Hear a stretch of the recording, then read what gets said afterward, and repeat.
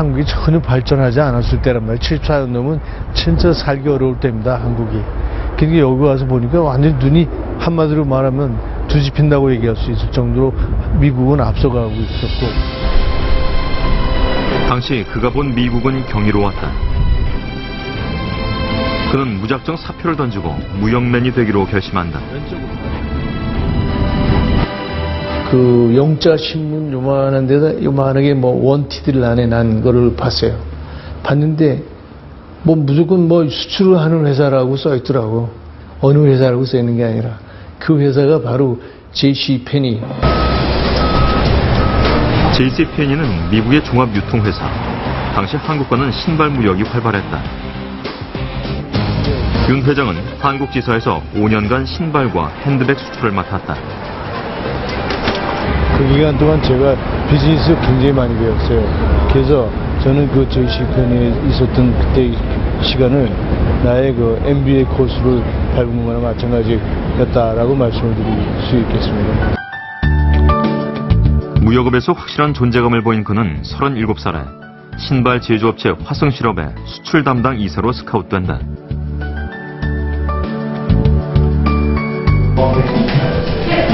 30대 임원으로 승승장구하던 시절 또 한 번 예기치 못한 사건이 찾아온다. 그때도 미국 출장 갔다 올 때 뉴스위크를 봤는데 E.T. 토이 영화 그거 성관회가 완전히 그 뉴스위크를 뒤덮었어. 근데 그 가운데 페이지에 뭐가 있었냐면 라인 드로잉이죠. 라인 드로잉. E.T. 모양의 딱 그림 줄로 그린 그림 있잖아. 딱 내용을 보고 이렇게 보니까 이거는 토이 만들어서 하면 돈 되겠더라고. 예? 그래서 와서마자 토이를 만들어서 이제 팔기 시작했어요. 장미, 아카시아. 그의 동물적 감각은 적중했다. E.T. 인형은 해외로 정신없이 팔려나갔다. 그러나 당시에는 개념조차 생소했던 지적 재산권을 침해했다는 이유로 발목이 잡히고 만다.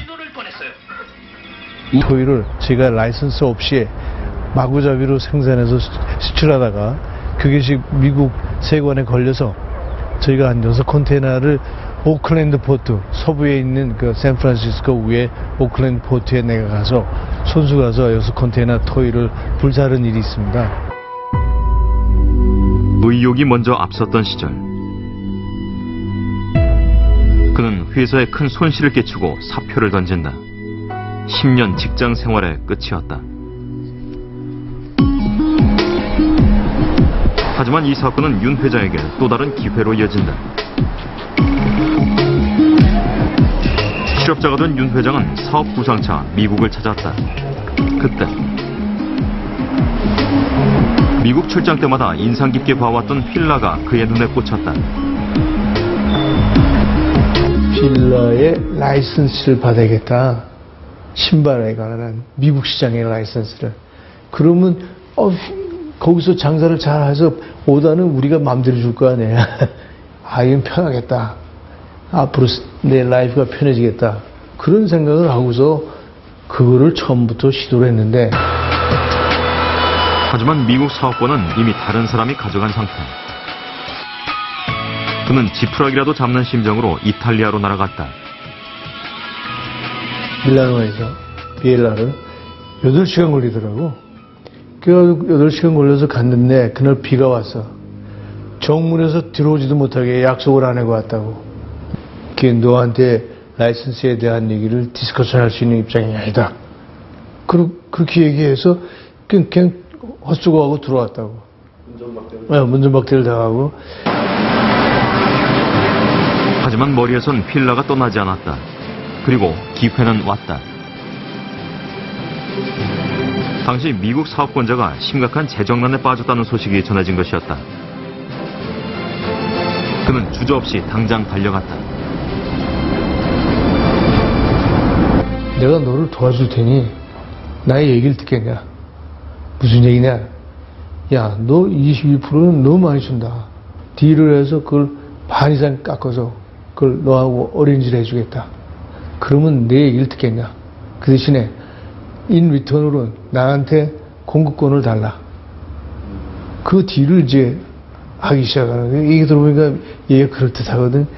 그 라이센스하고 쌍용과 더 유리한 조건의 재정 파트너를 연결해주는 대신 휠라에 OEM 공급권을 달라는 제안이었다. 마티넥이라고 옛날에 웰페어 피플들이 살던. 그는 이 거래를 성사시키기 위해 한 달 넘게 뉴욕에 머물렀다. 가난한 사람들 끝날 때까지 45일간 여기서 묵었던 경험이 있습니다. 근데 그때 저 호텔이 하루 저녁에 28불을 했어요. 네. 에브리 모닝 자고 일어나면은 바퀴벌레하고 같이 잔 게 그냥 나오고 그랬었어요. 협상은 성공적이었다. 그가 납품한 신발이 불티나게 팔렸다. 이 일로 그는 휠라 코리아 사장의 발탁, 셀러리맨의 신화가 시작된다. 엘리코 프레셔 이태리 회장이 딱 하얏트에 와서 식사하자고 그래서 식사하는데 뭐 여러 가지 긴 얘기도 있었지만 하여튼 줄여서 얘기하면 내가 휠라 코리아를 차려가지고 너를 사장으로 만들 테니 월급은 100만 불 정도 좀 되겠냐? 당연히 하지. 그거 안 할 수가 없잖아. 남들보다 더디기만 했던 출발. 하지만 그는 실패를 자산 삼아 누구보다 더 많이 더 빨리 달렸다. 지금 자기가 겪는 그런 어려운 하드십, 어려운 그런 고생은 진짜 이것은 자기 인생의 큰 재산이 된다. 그런 어려움을 겪지 못하는 사람은 그만큼의 재산을 갖지 않고 시작하는 것 같다.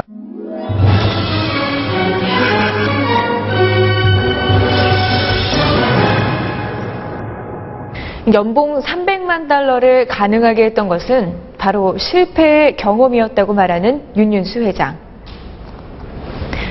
그의 자서전에서도 이런 고난과 실패에 관한 이야기는 많이 언급됩니다. 태어난 지 100일도 되지 않아 어머니를 잃었다. 다시 의대에 도전했지만 역시 실패였다. 그런데 중요한 것은 그가 이런 실패와 고난을 자신의 삶의 미천으로 여겼다는 점입니다. 평범한 회사원에서 최고 연봉의 CEO가 된 윤윤수 회장. 더 나아가 글로벌 기업 휠라의 본사를 손에 넣게 된 비결은 무엇이었을까요? 이탈리아 북부 알프스 산맥 기슭의 작은 도시 비엘라. 이탈리아 섬유 산업의 중심지다. 이곳에 휠라의 기념관이 있다. 올해로 탄생 100주년을 맞은 휠라.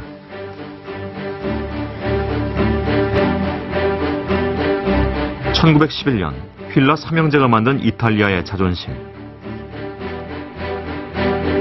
기념관은 100년 역사의 가장 중요한 인물 5명이 그려져 있다. 그중 한 명이 바로 윤윤수 회장.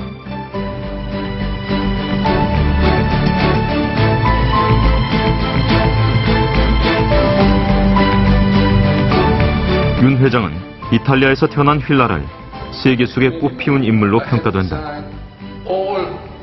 Perché questo mi ha conquistato. Perché io dico il cuore di Gini? Perché Gini è un uomo fantastico, in questo senso. È l'uomo che dà, hai capito? Allora, quando capisce il valore, dà. E allora rischia, fa tutto quello che deve per poter recuperare questo valore. Questa idea mi è piaciuta molto. 내가 뭐 공부를 많이 한 사람도 아니고 대학원을 간 사람도 아니고 외국어대학교 4년 나온 것도 그것도 어렵사리 나왔는데 공부도 제대로 안 하고 그러는데 그게 내가 배운 거는 경험이다. 이 경험.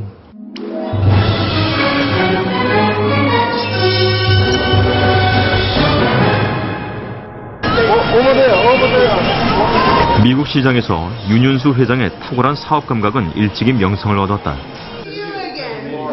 Women's and kids footwear. Thank you. You're going to be on Korean TV. Oh, really? My cousin's going out there. He was outside waiting. 1980년대 중반부터 신발 수출맨 윤윤수는 미국 바이어들 사이에 유명인사였다. Yeah, good to see you. Good to see you. Thank you. Yeah, we did travel Korea one time, Sure. many years ago. Yeah. He's a famous guy in the U.S. business, right? Oh, yes, he is. 소문은 이탈리아 휠라 본사로까지 전해졌다. It's beautiful.